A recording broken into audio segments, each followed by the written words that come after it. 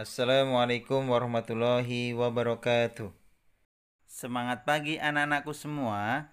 Materi Bina Pribadi Islam hari ini adalah perilaku terpuji, berbuat kebaikan. Tujuan pembelajaran kali ini adalah 1. Siswa dapat berbuat kebaikan. 2. Siswa dapat berbakti terhadap orang tua. Allah Subhanahu wa taala berfirman dalam Al-Qur'an surat Al-Isra ayat 7 yang artinya, jika kamu berbuat baik, berarti kamu berbuat baik untuk dirimu sendiri. Dan jika kamu berbuat jahat, maka kerugian kejahatan itu untuk dirimu sendiri. Dalam kesempatan hari ini, Bapak akan bercerita tentang kisah Uwais Al-Qarni. Mari kita awali dengan membaca basmalah. Bismillahirrahmanirrahim. Dengan menyebut nama Allah yang Maha Pengasih lagi Maha Penyayang. Amin. Di pinggiran negeri Yaman, tinggallah seorang penggembala domba bernama Uwais Al-Qarni.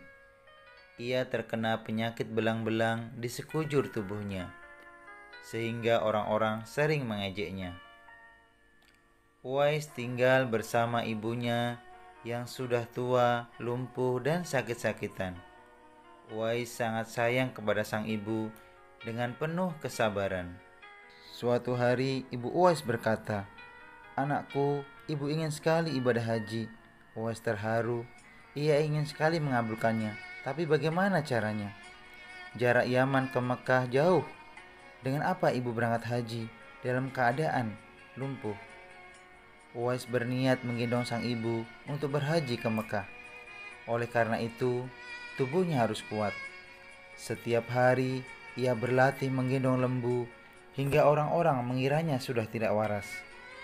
Tibalah waktunya, Uwais menggendong ibunya berangkat haji dari Yaman ke Mekah. Ibu Uwais terharu dan bercucuran air mata. Akhirnya ia dapat melihat Ka'bah. Di hadapan Ka'bah, Uwais berdoa, "Ya Allah, ampuni semua dosa ibu." "Bagaimana dengan dosamu?" tanya ibu. "Dengan terampuninya dosa ibu, maka ibu akan masuk surga. Cukuplah ridho dari ibu yang akan membawaku ke surga," jawab Uwais. Sepulang dari Ka'bah, Uwais sembuh dari penyakit kulitnya. Hanya tinggal satu bulatan putih di telapak tangannya. Uwais ingin sekali bertemu dengan Rasulullah di Madinah. Namun ia juga tidak bisa meninggalkan ibunya dalam waktu yang lama. Ia meminta izin kepada ibunya untuk menemui Rasulullah. Ia akan segera kembali setelah bertemu dengan Rasulullah. "Pergilah anakku, temuilah Rasulullah, dan segeralah engkau kembali pulang," ujar sang ibu. Uwais bahagia sekali mendengarnya. Ia pun segera berangkat setelah menitipkan sang ibu kepada seorang tetangganya. Namun sayang begitu tiba di Madinah, Uwais tidak bertemu dengan Rasulullah. Beliau sedang pergi berperang, ia hanya bertemu dengan Aisyah. Uwais sangat sedih, ia ingin menunggu Rasulullah.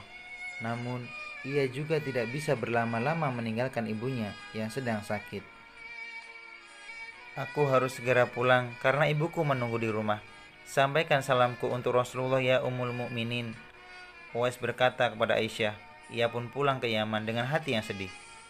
Beberapa hari kemudian, Rasulullah pulang dari medan perang. Beliau bertanya, "Apakah ada orang yang mencarinya?" "Benar ya Rasulullah, ada orang Yaman datang mencarimu. Tapi ia tidak dapat menunggu karena ia tidak ingin meninggalkan ibunya terlalu lama. Kalau kalian ingin berjumpa dengannya, perhatikanlah, ia mempunyai tanda putih di telapak tangannya," ujar Rasulullah. "Suatu ketika, apabila kalian bertemu dengannya, mintalah doa dan istighfarnya. Dialah penghuni langit, bukan orang bumi," sabda Rasulullah. Uwais tidak pernah bertemu Rasulullah hingga Rasulullah wafat. Meski tidak pernah bertemu, Uwais sangat mencintai Rasulullah. Begitu juga Rasulullah mencintai Uwais. Saat Uwais meninggal, para tetangga yang selama ini memandangnya sebelah mata sangat kaget menyaksikan apa yang terjadi di hari pemakaman Uwais. Tiba-tiba banyak orang tak dikenal saling berebut untuk memandikannya, mensolatkan, dan mengantarkan Uwais ke kuburnya. Siapa orang-orang itu? Beberapa orang mengira mereka adalah jelmaan para malaikat yang sengaja turun untuk ikut menghadiri pemakaman Uwais. Uwais begitu mulia di sisi Allah dan para malaikat penghuni langit, sebab ia sangat berbakti kepada ibunya. Uwais sangat terkenal di langit meski tidak dikenal di bumi. Itulah cerita Uwais Al-Qarni.